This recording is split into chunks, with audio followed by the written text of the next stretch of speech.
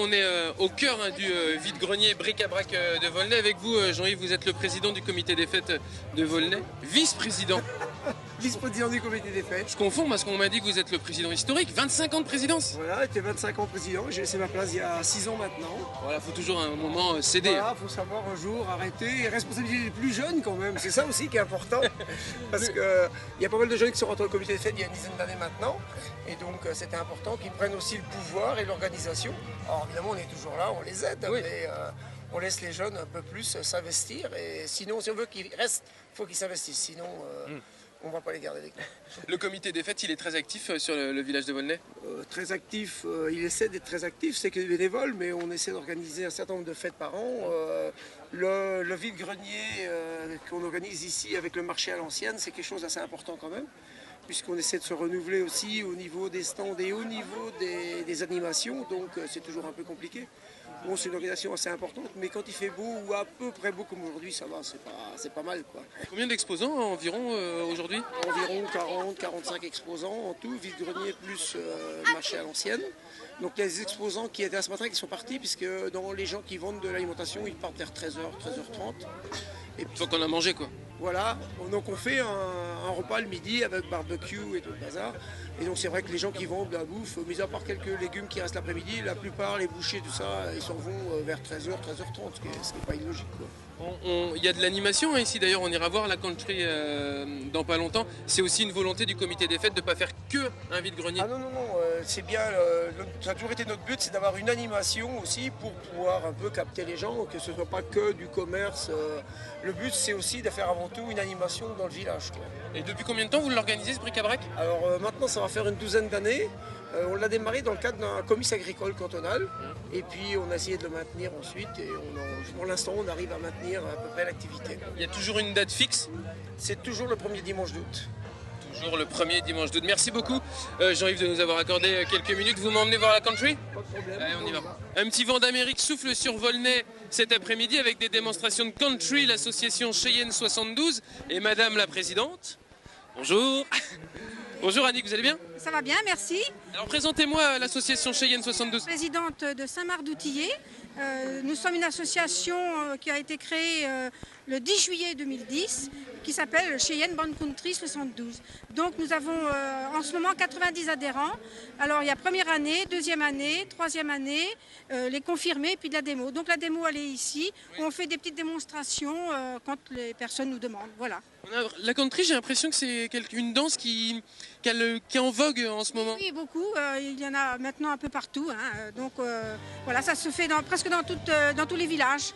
Hein. Qu'est-ce qui vous a amené à la country, vous, Annick?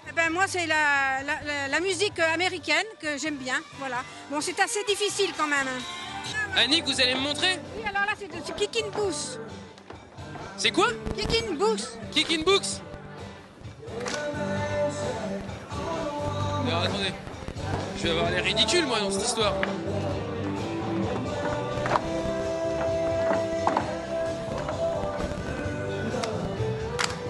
Oh, je suis pas, j'y arriverai jamais. Je suis pas un cow-boy moi. Annick elle fait ça très bien en tout cas.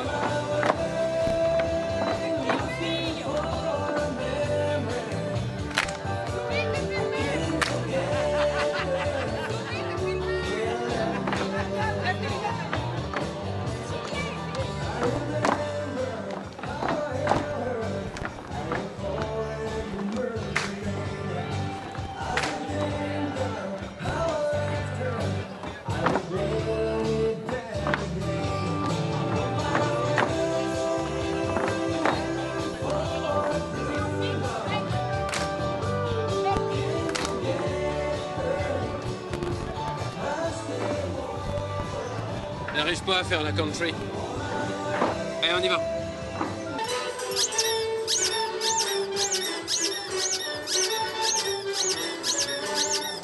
Et on est avec Isabelle ici sur le marché de Volnay, enfin le marché d'artisans, artisanat d'art. Bonjour Isabelle. Bonjour. Alors expliquez-nous d'où vient cette passion pour la dentelle.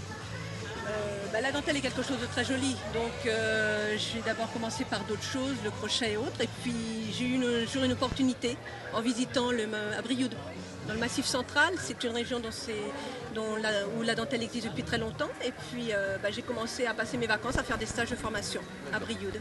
C'est compliqué de faire des choses en dentelle, est-ce que c'est long déjà d'apprendre? Personnellement, j'ai mis une semaine à peu près pour apprendre les points de base. Après, on se perfectionne. Et puis après, on est un petit peu autodidacte. On trouve des modèles dans des livres et puis on se lance à faire la dentelle que l'on trouve et qu'on trouve jolie. Alors, vous exposez là des produits que vous avez confectionnés vous-même, mais c'est pas votre métier, je crois pas, c'est juste une passion finalement? Oui, c'est un passe-temps, parce qu'on ne peut pas en vivre, il faut vraiment se faire plaisir. Et puis la dentelle est quand même quelque chose qui demande beaucoup de temps en réalisation, donc oui, c'est une passion. Et puis la passion de montrer aussi aux gens, oui. Parce que c'est un vieux métier, il ne faut surtout pas perdre ses gestes anciens. Alors ça c'est une jarretière, hein, Isabelle. C'est une jarretière. Très jolie la jarretière. Très jolie. Regarde Romain, la jarretière. Ça tirait très bien, tu sais. Combien de temps vous avez mis, Isabelle, pour faire une dentelle? Celle-ci, rien que pour faire la dentelle, 24 heures. 24 heures de travail? 24 heures de travail, quand même. Expliquez-nous, ce qu'on voit ici, c'est ce qu'on pourrait appeler un métier à tisser ou... Alors, on travaille sur un carreau, et puis après, on a un carton qui sert de modèle. Donc voilà, nous, on suit le modèle, on prépare le carton au niveau du dessin, on fait d'avance tous les petits points sur lesquels vont venir se positionner les épingles, et puis on suit, voilà. Après, on peut plus faire différent de notre carton, on suit le modèle de notre carton jusqu'au bout. Et ça, c'est ce que vous appelez les épingles? Les épingles? Ah, les épingles. Les fuseaux. Les fuseaux, d'accord. Combien de fuseaux là sur un? Sur celui-ci, 44. 44 sur celui-ci. 44 fuseaux. Un petit modèle. Et ça va donner une jarretière également? Oui, tout à fait. C'est la même dentelle, mais voilà, j'ai varié avec 2 couleurs de fil. Donc ça va être la même chose. Je vais la faire un peu plus longue pour avoir plusieurs modèles. Vous faites régulièrement ces petits bric-à-brac vide-grenier pour exposer vos produits? Alors, je fais différentes choses. Je fais les marchés artisanaux, je fais les fêtes médiévales, les petits bric-à-brac comme ça un petit peu. Oui, voilà. On essaye de présenter un petit peu dans différents lieux. Très bien. Je vous remercie beaucoup, Isabelle. Et puis félicitations, c'est une très jolie jarretière. Merci. De la dentelle au safran, il n'y a qu'un pas que nous franchissons avec Sophie. Bonjour Sophie. Bonjour. Alors vous êtes, comment on dit, productrice de safran? Non. Si, je suis productrice de safran à Saint-Célerin, un petit village en Sarthe, où on est capable de faire pousser du safran. Comme dans tout pays de la France, on peut cultiver le safran chez soi. Est-ce qu'il y a des préjugés qui disent qu'éventuellement le safran ça pousse dans telle ou telle région et pas forcément en Sarthe? Non, en fait, ce qu'il lui faut, c'est les pieds au sec. Bon, c'est vrai que cette année, on n'a pas eu trop de chance avec le temps, mais autrement, il faut du soleil, de la pluie, du froid. En fait, la floraison du safran, c'est septembre-octobre. Donc c'est la période un peu hivernale. Donc non, on a des fleurs et on en a plein. Vous produisez quoi comme type de produit à base de safran? Alors nous, notre point fort, c'est la gelée de safran, qui a le fort goût de safran forcément. Donc c'est de l'eau, du sucre et en fait on fait le safran, il est infusé dedans et on a vraiment le goût du safran et on peut l'utiliser comme une confiture. Les enfants peuvent le manger tout seuls, comme sur du pain, de la brioche, donc c'est très agréable. Il y a une particularité au safran? Alors c'est bien fait, du safran, c'est très bon pour la mémoire. En fait, on l'utilise beaucoup en médecine et souvent on nous dit que ça nous rapporte un goût médicinal, mais en fait on l'utilisait beaucoup sans le savoir. Et dans les baumes de la barbe, par exemple, on en a pour soulager les gencives des enfants, pour les dépressions légères, on l'utilise beaucoup aussi. Qu'est-ce qui vous a intéressé, vous, à cultiver le safran? Comment vous êtes arrivé là? Remettre au goût du jour une épice qu'on cultivait au Moyen-Âge et qu'on peut remettre dans toute la cuisine, qu'on peut utiliser vraiment du dessert jusque dans les plats moins sophistiqués que la paella, par exemple une papillote de poisson, c'est très bon et on peut faire des choses très simples avec le safran. Alors j'entendais là quand on passait avant qu'on vienne vous voir qu'en plus vous le cultivez d'une manière raisonnée, qu'est-ce que ça veut dire exactement? C'est qu'on n'utilise pas de produits chimiques en fait, le désherbage se fait à la main, la culture on lui apporte que du BRF, c'est-à-dire des bois broyés, des végétaux, en fait on est raisonné. Fais attention à la nature. Alors vous m'avez parlé de la gelée qui est un peu votre produit phare, qu'est-ce que vous proposez d'autre ici? Alors moi je fais des petites confitures au safran avec des fruits de mon jardin, donc ça reste des choses périodiques hein, forcément. Et du sirop aussi de safran qu'on peut utiliser de l'apéritif jusque dans les desserts. On peut parfumer comme ça des yaourts, des fromages blancs, des apéritifs. Un petit kir safrané avec un vin blanc sec, très frais, c'est très sympa. On peut venir visiter votre exploitation de safran? Alors oui, vous pouvez venir de septembre à octobre, c'est là où la floraison est là, donc c'est intéressant à voir.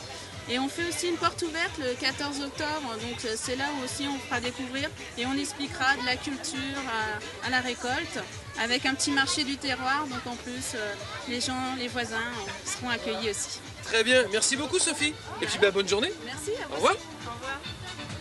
À Volnay, on rencontre des personnalités. Je ne sais pas si vous le saviez, et peut-être que les enfants s'en souviennent, il y avait un dessin animé qui passait sur France 3, Joël, c'est ça? Partout, il a passé partout. Ouais. C'était produit par Canal+ au départ. Mais c'est passé sur TF1 aussi.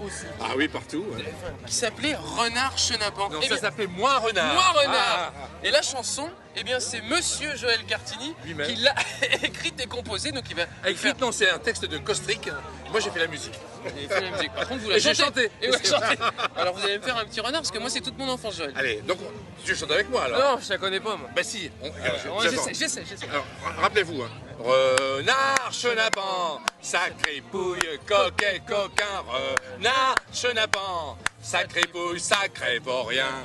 Renard. Voilà. Et voilà, messieurs, dames, Joël Cartini. Mais il a pas fait que ça, il chante encore, hein, Joël. Ah bien sûr, et justement, je vous incite à venir faire un tour à Volnay parce qu'il se passe des choses à Volnay.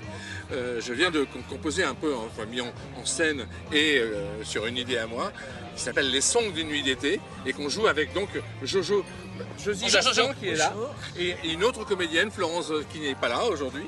Et ça s'appelle Les Songs d'une nuit d'été, ça sera le 7 septembre à 20h30. Ouais, bah voilà. Au chargé de com qui m'a donné le... Voilà, exactement. Merci Joël. Bon après-midi. À toi aussi. À bientôt. Au revoir.